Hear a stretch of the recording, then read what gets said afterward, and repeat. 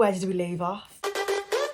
So, you don't need an intro, I've already decided it. We're just gonna get straight into things because there's a lot to get through. Episode 15. We see a couple of chats after, obviously, the Vibe Club. All of the boys, especially Casey, was chatting a lot, saying that Luca and Elma had seemed to have made the right decision, keeping Tina, but also somehow managed to make the wrong decision to keep Tina because Scott is putting a lot of pressure on himself, but it was still the right decision, okay. Curtis then gets a text saying that him and Elma have been chosen to go to the hideaway to meet new bombshells. So they go to meet Sammy from season 10 and Danielle from season 3. Obviously, they go there to spend the night together. Sammy and Elma have history, so they're super excited to see each other. They know each other from Towie. And at this point, Curtis tells Danielle that he is closed off with Ekin-Su. Ekin-Su was being weird about Curtis going. She said that he didn't reassure her. He was just saying that he was confused, like he didn't say don't worry about anything. So she's a little bit unsure in that point. She's not feeling great about it. We get this iconic photo of Ekin-Su sat in bed. Do you know what though? I'd have done the same. I'd have the same look on my face. We see in the morning, we see Curtis and Danielle in bed together. Curtis asks Danielle about her ring that she's wearing and they have a little looky-loo at it. Elma tells Ekin-Su that happened. There's a little beef about it, you know, they get a little angry with each other. Not much happens at this point. There's a lot more to come. I think Curtis tells Ekin-Su that he is kind of just confused, that Danielle come in has thrown him off a little bit. Ekin-Su puts on the croc tears. Snip snap, crocodile. There's nothing coming out of your eyes, babe. Stop. It's embarrassing. And then we just kind of finish the episode knowing that Curtis is really second guessing what he's been saying. Episode 16. We start off with a glitch in the Matrix because Ronnie is mediating. You know that something is desperately wrong if Ronald McDonald the clown is mediating a situation because he's always in the wrong. He's never been right a day in his life. And yet he's helping people with their problems. What do you mean? Ekin-Su is still crying. There's nothing coming out of her eyes. I don't even think you can say that she's crying because there's nothing coming out of her eyes. They're dry. Luca's obviously trying to make the situation a bit better. He's speaking facts. He's literally just relaying everything that Curtis is feeling. It should be coming from Curtis himself, but I don't know. Luca and Ekin-Su were on their season together, so Luca probably has a bit more insight into who Ekin-Su is as a person because obviously he's known her a bit longer, so he probably knows how to go about the situation a little bit better. But she's still like fake crying. Like, stop. A little bit embarrassing, babe. I can kind of see while watching her cry why she was only on one Turkish drama. Because she's not very good. All the while that this is going on, right, Ekin-Su's being dramatic. People are trying to help her. Curtis and Danielle are just chatting. They're literally just having a chat. They've missed everything. Also, side note, I want Curtis's jeans. Curtis, sweetheart, where did you get them? Because I would like them. Thank you. Gabby and Ekin-Su are having like a little chat around like the kitchen area, kind of that little sitting area next to the kitchen. Curtis is on the daybed and he can hear everything that's being said, and Gabby is kind of slating Curtis, and you just hear him shout across the villa, I think everyone just needs to mind their own business. That's a slay from you, Kurt. I'm sorry. That slayed. It was iconic. It ate them up. Curtis is continuing to eat up Ekin-Su, however, because they go over to the fire pit and they're chatting. They're having this massive argument. Ekin-Su is saying, like, why are you basing all your opinions off me from what you see on the TV? Curtis goes, I've never read your book. I've never seen you on TV. I don't know who you are. Put her in her place. But it is actually false because earlier in the season, when he was coupling up with Ekin-Su, in his speech, he literally said, you're so different from the girl I've seen on TV. So did he eat her up? Because I don't think he did. At the time, I was like, period, stand on business. But then remembering what he'd said before, I was like, oh honey, no, that's not right. Then I don't know what happened, right? I never tweet. I never go on Twitter. I only scroll it. But I had to tweet because what happened? They were arguing, like they were shouting, they were going at each other. And then it quiets down for a second. And then you look over and they're fucking kissing each other. actually what has gone on. There's a lot of little lines that happen around there. What the fuck has just gone on? Casey, that's the weirdest 10 minutes I've ever seen in my life. And honestly, it's all true, because what actually fucking happened, I don't like. Is that how normal couples react to situations? Because I ain't never seen a couple react like that. It was a bit weird. Anyway, I think at this point, Ronnie might be having a mental breakdown, because first of all, he can't use a toaster, apparently. Then he's like making Harriet like grapes and toast. But he's like cutting a H out of the toast and then like arranging the, like, is he okay? Do we need to send in some like psychological help for him? Blink twice if you need help, King. Then it goes to nighttime. Obviously they pan over everybody in their beds and we get to Luca and Grace. Are you freaking? Are you jerking? What's going on? Because there's a very large mobile lump in the mattress, shall we say. Then it's the next day. They get a text saying that Jason fucking Derulo is coming in to do a set. He's coming for a party. Like, what? I'm just mad that they finally managed to get someone in for Catherine and it's Jason Derulo. They had some like... I was feeling them too. I'm delusional. It was so cute though. I'm sorry, he gave her his jacket. After Jason Derulo leaves, they get a text to go around the fire pit, and it's finally Sammy and Danielle's steal. Sammy steals Elma, and his speech was so freaking cute. Danielle steals Curtis. Side note, why does Danielle look like she's having a mugshot taken? I've noticed this about Danielle the entire season, right? She looks constantly like she's just in a state of panic. Is that the Botox? Is that what Botox does to you? Because she just looks terrified 24/7. And another side note, why has no one been dumped? Like, we've got singles that have just been like, they've just had their couple stolen from them, but they're still there. We have Ronnie and Ekin-Su are single, but surely that would mean that they're dumped. Why are they still there? Why are they there then? Episode 17. Ekin-Su needs to get a grip. That's what I've put as my first point. I can't remember why I put that, but I think it's quite obvious. Elma and Sammy are just being super duper duper cute, smooching on the terrace. Another iconic Elma one-liner. He goes, "Can you taste crisps?" after they've kissed. And do you know what? I aspire to be like you, Elma. Just an open queen. You say what you want, and we fall at our knees for it. So thank you. Curtis and Ekin-Su were having a chat. It's getting heated, obviously. Curtis admits to Ekin-Su that him and Ekin-Su were closed off too early. He's not happy with it, okay? He wants to get to know other people. He's been saying basically that he felt pressured to say that. I'm not surprised, because Ekin-Su is psychotic. I'm terrified of her. She's insane. Ekin-Su pulls out the "I don't want nothing to do with you anymore. I'm gonna try and delete all of my memories with you. Period, queen. Don't get yourself down over a man." And then she throws her drink at him. She like fucking launches it like... I love a good drink throw. Ekin-Su and Catherine then head into the dressing room and we get this from Catherine. I love Catherine's reactions. I love her in the background of things. I think she's so fucking funny. I wish we had more of her. Ekin-Su then comes out of the dressing room and she turns to Danielle and goes, "Danielle, good luck, babe." She is so like, I don't know how to feel about Ekin-Su. I really don't. Because some of the things she says are kind of iconic, but I also don't like her. Case in point, she said, "Danielle, good luck, babe." And then instantly goes into saying, "I'm a girl's girl." You're not. You're not a girl's girl. I can promise you that for a fine fact. Case and point. Vegas night. She dared Ronnie to kiss Harriet right in front of Elma. That is not a girl's girl. You don't do that to somebody. If you are an Ekin-Su apologist, please comment down below why, because I'd like to know your point of view on it. Another iconic Elma one-liner, "You couldn't write this shit, could you?" No, and that's why we love it.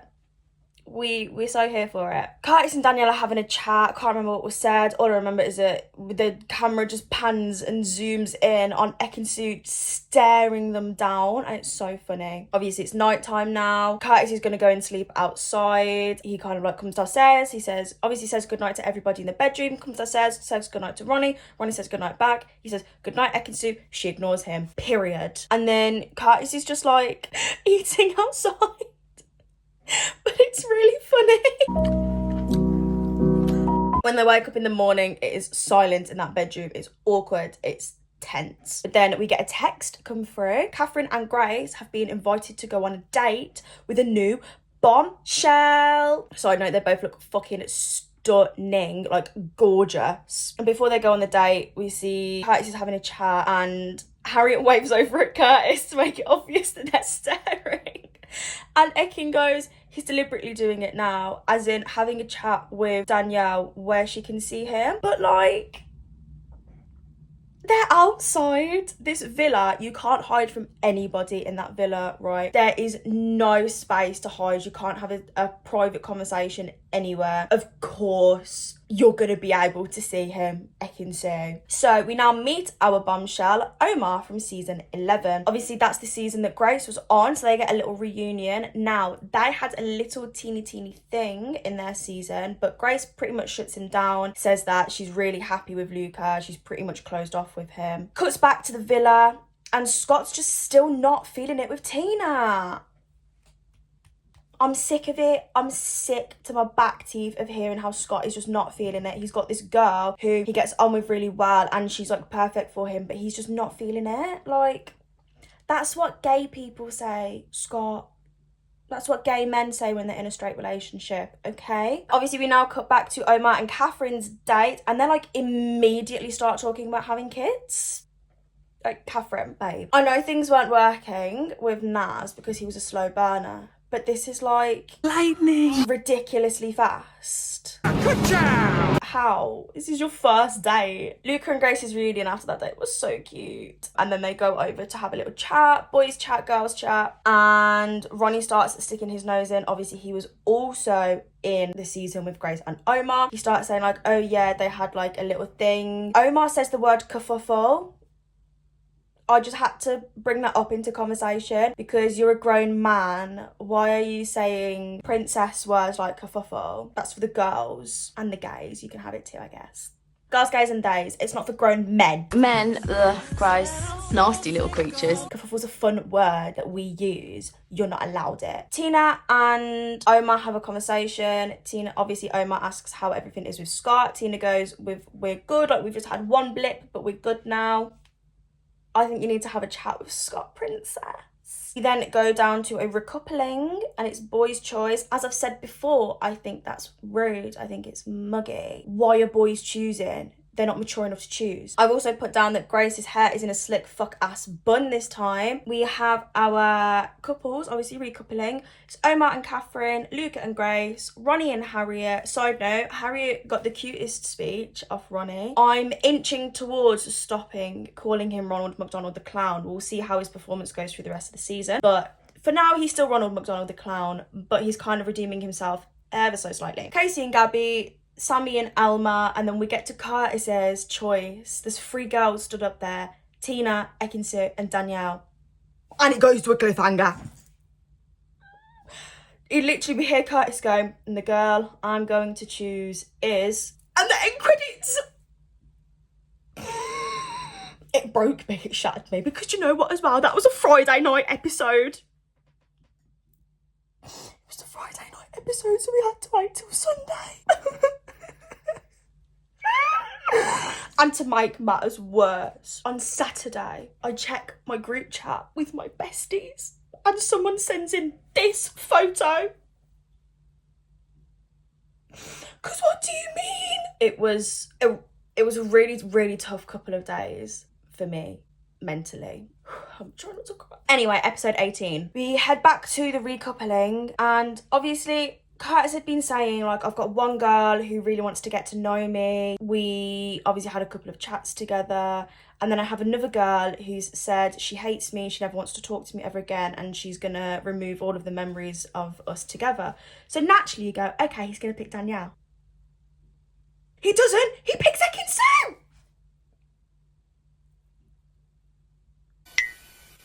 Earlier in this video, when I said that I think we might need to get in some psychological help for Ronald McDonald the Clown, I've changed my mind. We need to get that psychological help in for Curtis, because what is he doing? What is going on? Harriet says, what chapter have I missed? Same! Because they were not good with each other, like literally hours ago.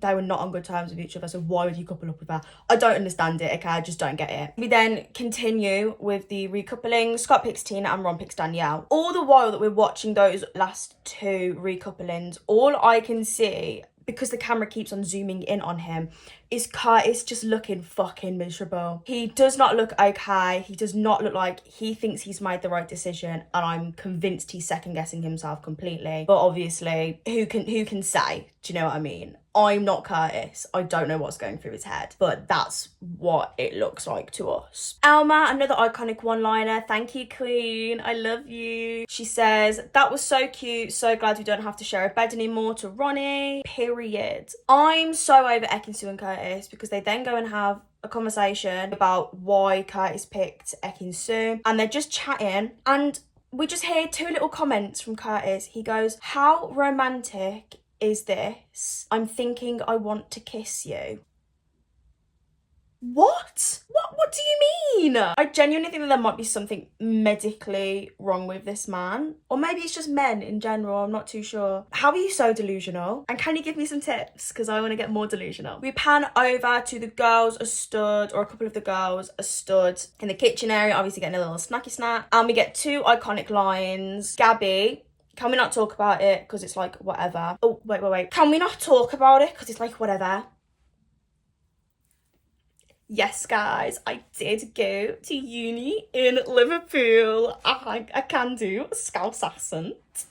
And one from Danielle. They're actually weirdos. And I'd just like to say thank you. Thank you to those two women for saying what we were all thinking at the end of the day. Do you know what I mean? Scott still can't get to grips with his emotions. Jesus wept, mate. Just get a grip, honestly. Catherine looks so happy with Omar, and I'm so happy for her, because she's gone through this entire time with like basically nothing, and now towards the end she's finally got a little boo thing.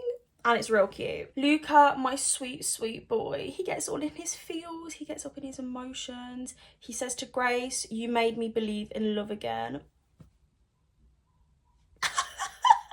So cute. I just have to put it out there. I think they might be the most gorgeous couple in all existence, really. Try and tell me a couple that is more beautiful than them two put together. Leave them in the comments, because I like looking at pretty people, but also because I don't think you'll be able to find one. Tina's had her hair up in this episode, right? And I've literally just put as a note, Grace, take notes of Tina for your updo.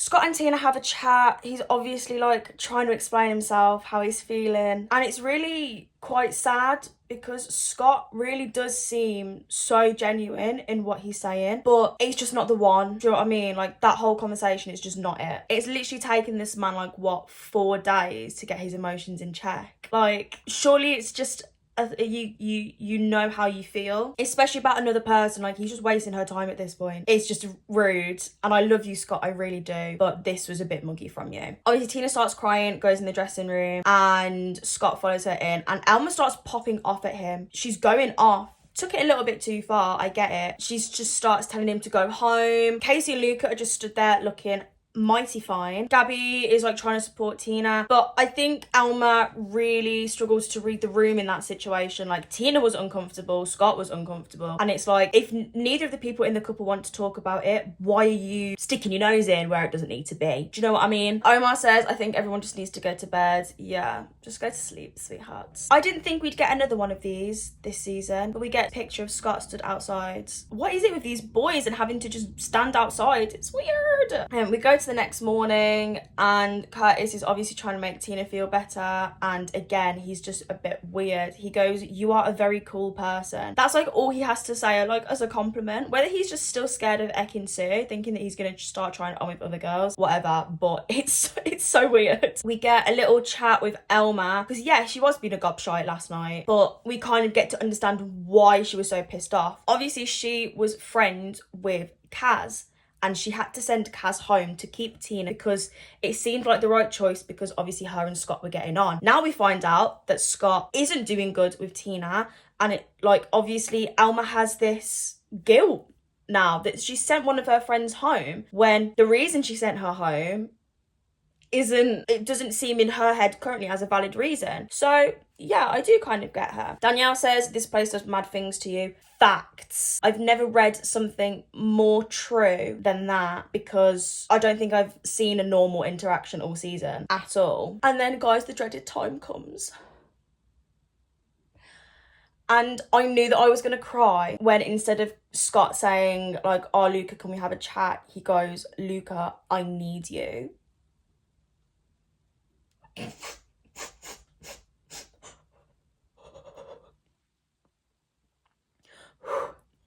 Scott's leaving. He announces, he tells Luca that he's leaving, that he's gonna gather everyone around to tell them. And it's, Luca's crying, Casey's crying, they're all crying, everyone's crying, they're sobbing.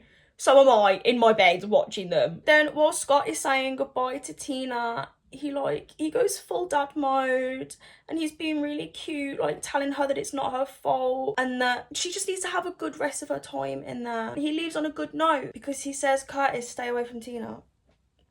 Period. Although he wasn't good at complimenting her earlier, so I don't know where Scott got that from. We get emotional whiplash at this point, right? Because we've just been hit with Scott leaving, and then we get tomorrow night. We haven't had one of those in ages. Thank you, Ian Sterling. And even more emotional whiplash because we find out that in episode 19, we're getting the heart rate challenge.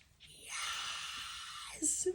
Sexy people being sexy. Thank you. Episode 19 starts. They know it's the heart rate challenge. Omar and Casey are like practicing their dry humping in the bedroom.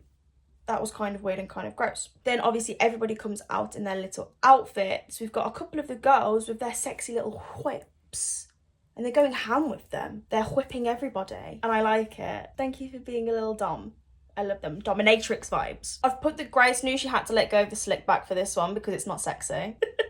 Luca and Grace are basically dry humping on the floor in front of everybody, and it's like so weird. Like, I understand you want to raise each other's heart rates, but keep that to yourselves. That's sacred. Harry does a jump split. Didn't see that coming. Right, I need to bring this up because I kept on seeing on TikTok, like, oh my god, this is so fine. Like, I'm kind of think I might be falling for Ronnie. This has made me see Ronnie in a different light because this is so fine. Were we watching the same scene? Because Harriet, like, wraps a little bit of silky thread around his neck and, like, drags him. That walk was the ickiest thing I've seen all season. Clearly, we have different types, fair enough. But to the girls on the internet that thought that was sexy, get some help. My hair's come out. And we're going to embrace it. I've put a note saying Elma getting Guess as her song because that's iconic. Also, Ekin-Su was dressed as the devil, fitting. It fits her personality very well. Also, to the cameramen, thank you, because Ekin-Su, like, basically shoves Ronnie's head betwixt the breast and just motorboats him, which, fair enough, get it, queen. But then, instead of actually filming that happening, the cameras zoom in on Curtis watching that happen. And it's so funny. Ekin-Su kissed Sammy. The audacity? Where have you got that audacity from? Ekin-Su takes it too far. Boys are literally cowering away from her. And obviously all of the girls are watching on the terrace. The girls have watched Ekin-Su kiss Sammy. The boys have also all watched Ekin-Su kiss Sammy. She goes back up to the terrace and they're like, did you kiss Sammy? And Ekin-Su goes, no. Because what do you mean? Why are you lying, Ekin-Su? It's not a good look on you, babe. Sammy throws Elma. Like, he launches her up into the air and then obviously wants a little taste of the pom-pom. It's kind of hot, I'm not gonna lie. Then Sammy also, it completely doesn't go over to Ekin-Su. He completely ignores her. Statement. And I love it. Thank you, Sammy. Ronnie is literally so stiff. Like, watching him, his body just doesn't move in the way that he wants it to, and it's so funny. And him struggling to get the tearaway trousers off. That is what TV is for. Okay, guys, I love it. Sexy lifeguard Luca. I'm drowning. I need help. I need a lifeguard. He was so fine. And the way, right, so obviously at the end of his thing, he, like, picks up Grace and, like, has her on his shoulder. And normally, if one girl was on thine shoulder, you would hold on. Am I correct? Yes. Luca's just balancing her there. That's how strong he is. I'm drowning! I need help! I need a lifeguard! I'd break his bones if he tried to do that with me. Omar is so fine. Like, he's so fine. All I've put for my notes is Omar with 4 R's in capital letters. It's, Curtis comes back out in the most traumatizing outfit known to humankind. This is all I can see when I see him.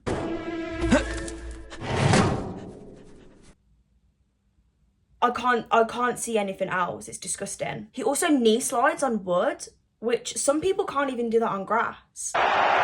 So to do it on wood is impressive, King. But again, they're terrorizing the other islanders because the girls are all cowering away from them. Ekisu and Curtis are made for each other. They scare other people. Then I'm going to go into the results and I'm going to say them quite quickly because otherwise it will be boring for you. Catherine's heart rate was raised the most by Curtis, Gabby Curtis, Tina Casey, Ekisu Curtis, Elma Curtis, Harriet Curtis, and Danielle Casey. And that was the girls. The boys, Casey's heart rate was raised the most by Grace, Curtis Ekinsu, Luca Grace, Omar Catherine, Ron Ekinsu, Ronnie Harriet, and Sammy by Gabby. The couple that raised each other's heart rate the most was Harriet and Ronnie, and the couple that raised each other's heart rate the least was Elma and Sammy, and overall the boys won the challenge. Gabby is obviously a little bit pissed off with this because she admits that her and Casey slept together.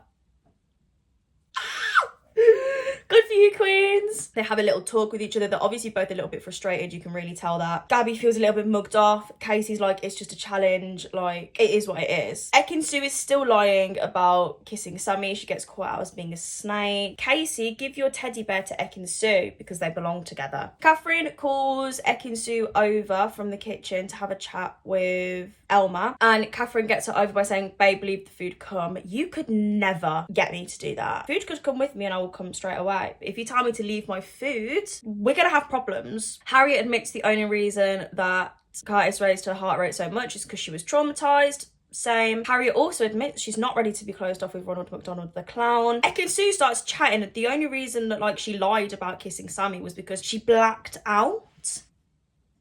Honestly, I do not like this woman. Then find out Danielle's not really feeling it with Ron, and then that sparks Ron to leave the villa. And I mean, like, the lack of emotion with Ron leaving compared to Scott is laughable. It really is. But when you find out that he's a Trumpy, he's a Trump supporter, I can understand why nobody cared. That is also my PSA as to why he hasn't been mentioned very much in this. Because A, he hasn't really been seen on the TV. And B, when he does come up, I don't want to talk about him because I don't want anything to do with him. Because in this house, we do not like Trump. And if you do like Trump, leave. Episode 20. The girls then get invited to go to the secret garden to meet one of our bombshells of the episode, Chugs. Now, I only know Chugs because of this. Why is Brad trying to drink Hugo?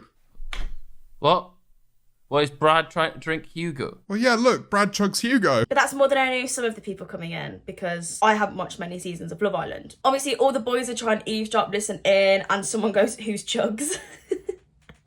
Iconic. They're obviously chatting in the secret garden and Luca starts getting mad jealous, and he goes, how many chats? They have to be done by now. He just wants his Gracie Poo back. But then we get our second bombshell of the episode, Sammy from season 9. Now, you see Luca's face drop when Sammy walks in. Like, he has a visceral reaction. And I thought there was going to be a little bit of beef between two islanders as Sammy walked in, and that is Sammy and Casey, because obviously Sammy was coupled up with Tom in their season, and who is Casey's boyfriend? Tom. But it was super duper cute. As soon as Casey like goes to hug her, he goes, you're all right, Trouble. It's so cute. We find out that the reason Luca like obviously had a little panic when Sammy walked in is because they've DM'd each other a few times. Well, we get into that in a bit more detail in a minute because Luca's fucking shitting himself, right? All the girls and Chugs come back. We find out that Luca is 100% panicked over Sammy coming into the villa. Grace is also kind of panicked because she knows that Sammy is Luca's type, like on paper. However, Grace isn't worried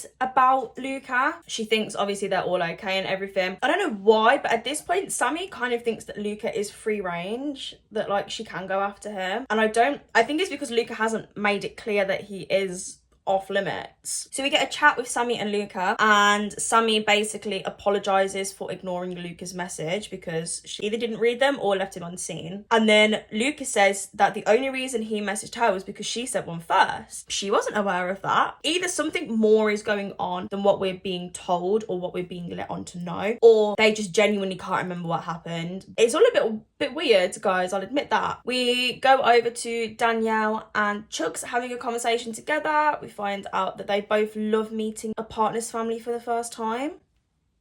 How is that something you would enjoy? I can't wrap my head around that, I'm not gonna lie, guys. Danielle is feeling a bit of a spark with Chugs. Grace and Luca are chatting at this point, and they call Ronnie over, and Jesus Christ, has an elephant just walked into the villa?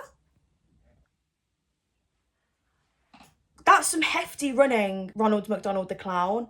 Is it because of your clown shoes? We go into the dressing room, obviously, like, they're getting ready for bed, and Ekin-Su and Grace are just kind of petting each other. Like, they're just, like, stroking each other. It was a bit weird. I also think that Ekin-Su and Curtis were getting freaky. I think so. The next morning, there's all the chats going on, obviously. Casey starts using the World Cup final and the Champions League final as a way to kind of help Luca understand his emotional turmoil between Sammy and Grace. Boys are so weird. Luca's not okay. His mind is mush, right? He does not know how to think. He doesn't know how to feel. It's all just a little bit weird. Casey and Harriet start beefing about something. I can't remember what it was. But then Ronnie starts getting mad because basically at this point, Harriet is ruining their plan to win. Because, like, let's be real. Why else did they come on this show? They had plans and Harriet's thwarting the plan. Then we go into a very, very chaotic game of spin the bottle, truth or dare. Luke asks Grace, if I happen to get a question come up that asks me to kiss somebody who isn't the girl that I'm coupled up with, who do you want me to kiss? And Grace's response was, just don't kiss Sammy. Catherine's into BDSM. Curtis makes it weird. Casey's voted the highest body count. Lucas somehow manages to get the worst possible question that he could have pulled out, because it literally, his question was, snog the islander other than your partner who is your vibe. And what does he do? He kisses Sammy.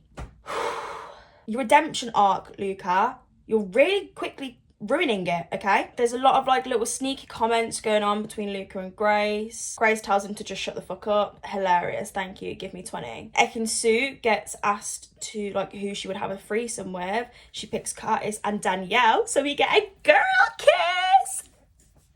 It's a win for the lesbians. Also, Luca is fucking furious, right? Like, he's not okay. And we end the episode with basically a vote for who we think Sammy and Chugs should pair up with. Episode 21. There's a lot of discussions kind of going around that they want to, like, keep the game going and stuff, but Luca's walked off at this point, like, he's gone, and Grace is fucking pissed. But they still keep the game going as much as they can. Casey is told to yawn in the face of the most boring couple. He yawns in Ekin-Su and Curtis's faces. Yeah, we're bored of them. Thank you, Casey. Omar and Grace start going off at each other. Hilarious. Chugs pulls the card of the couple he thinks is in the friend zone, and he goes to Ronnie and Harriet. And you know what? Fair enough. Because from what I've seen from the both of them, they are obviously, they like each other, right? But I don't think they work as a couple. That's obviously a barrier that they haven't managed to either get past, or they just can't make it work. But I think they would be really good friends, and I think they'd be a really cute friendship. I just don't think they work as a couple. Luca's just literally drinking his drink over by the kitchen area. He's just stood there like he just doesn't want it. Omar doesn't want to play the game anymore either. He's been a little bit of a baby. Then he pulls the card, kiss somebody, basically who you're not in a couple with. And he goes over and kisses Tina, and that's like a proper kiss. Oh, I love you, Omar. Like, he grips her chin and it's, ooh. Give me 20. Sammy pulls the card of who's the least trustworthy person, and at this point it all kind of goes quiet and Curtis goes over to talk to Luca. Curtis is finally being mature and he's really, like, putting Luca in his place, but he doesn't need to put Luca in his place because Luca knows he's fucked up. Like, he knows that he's in the wrong. It's not like Curtis has to explain to him that, like, what he's done is wrong. Luca knows that he is the person in the wrong here, which, fair enough. Harriet then finds out that Ronnie has had a threesome, and she says it's an ick. Like, she literally calls him an ick. And then Ronnie calls her pathetic. I don't care about your speech. the recoupling speech, Ronald. You are still a clown. Ronnie and Harriet start kicking off at each other, and it's kind of the same as when Grace and Luca were going off at each other. They're literally just, the game is still going on in the background, and the camera just like cuts over to them two just arguing with each other. This game is like giving us all of the tea, and I'm so here for it. Grace also calls Luca a drama queen. I mean, fair enough. Like, he is literally just stood away from everybody and like just dramatically sipping his little drink. At this point, I think I just feel bad for Sammy, because obviously she hasn't done anything wrong. Luca, the only person who is in the wrong. For her, it kind of feels like she's caused all of this to go wrong, but she hasn't. She's just existing. Like, it's not up to her to make decisions for Luca. I also think this thing with like Grace and Luca is kind of gone out of hand. It really has, because like Luca hasn't flirted with Sammy. He hasn't pulled her for a chat. Literally the only times they've ever chatted is when Sammy's pulled him, and even then it was one chat. They've had one chat and there was no flirting that happened. It's kind of a similar situation as Scott and Luca, because they're both in the right and they're both in the wrong, and they're both taking it too far. It could have been handled possibly a bit more maturely, the situation. Grace isn't letting him talk. Like, she's just talking and talking and talking. She obviously wants him to explain himself, but she won't let him talk. She just keeps on going. And that's kind of one of the things that I'm like, okay, this is where you need to be a bit more mature, Grace, because you need to let him talk. Because how are you supposed to communicate if you won't let him, basically? At night, obviously we go to bed now. Ronnie and Harriet say the first LOVE of the season. LOVE! Danielle and Tina are sharing a bed at this point, and Danielle is like spooning Tina, and she's got a little arm wrapped around her, and it's so cute. Luca makes Grace some brekkie. He makes her some avocado on toast. Harriet starts putting her nose in where it's not welcome, like basically saying to Grace that she's seen a side to Luca that she's never seen before, and to kind of like keep wary of it. Shut up, Harriet. Fuck off. No one likes you. I got really uncomfortable at this point, because it's like, this is breakfast, yeah? And Grace puts sweet chili sauce on her breakfast. I can't comprehend that in my brain. I really can't. Sweet chili sauce on your brekkie. Maybe it's normal to put it on avo toast, but I don't like avocado. I think it's fucking revolting. So, I don't know. Maybe it is normal. They're also kind of chatting whilst she's eating, and it's so awkward. I also need to point this out, because we saw it the night before on Grace, and then we've just seen it on Danielle as well while she's sitting down with Chugs. Why are all of these girls like covered in bruises? Blink twice if you need help. Ekin-Su starts being weird, right? So there's Sammy, Luca, Ekin-Su, and another girl, I can't remember who it was, on the sunbeds. The other girl gets pulled for a chat, and then Ekin-Su goes, oh, I'm just gonna go over here, and like leaves Luca and Sammy together. They're not talking, by the way. And then every single time someone goes over to like sit on the other sun lounger, Ekin-Su pulls them over. Obviously, Luca and Sammy know what's going on. It's weird, okay? They can see it's weird. And I don't understand why it's going on. Like, Ekin-Su just leave them be. Also, why does Luca have an Einstein tattoo? I don't know, I just thought that was a bit weird. Alma gets a text to gather around the fire pit, and obviously we've gone from that spin the bottle game that blew shit up to someone's gonna be coupled up with Sammy, and we've decided, the public have decided, and obviously we don't care about seeing people happy. So it's Chugs to go first. Danielle is like so convinced that the public have chosen Tina, but they haven't. They've chosen you, Danielle. So Chugs and Danielle are coupled up together. Then it obviously goes over to Sammy, and it zooms in on Harriet, and it says they wouldn't do that. Oh yes, we would, because the public have voted to couple up Sammy and Luca. And then there's obviously like all of the girls and stuff, and I think the boys, I'm not sure, are saying things like they're obviously seeing stuff that we're not. Why else would they couple them up together? We actually don't care about that. We like watching you argue. It's funny for us. Harriet uses the J word to describe Joey Essex, which I just thought was hilarious. Like, I just thought it was so funny. That is where we're gonna end this part, guys. Now, I'm still not sure when the season is gonna finish, so I don't know how many parts this little series is gonna be. But if you have enjoyed it, please leave a comment down below, comment some of your thoughts. Also, please like and subscribe and turn your notification bell on so you get notified the next part that I post, and also some of my other videos because they're really fun. Anyway, love you.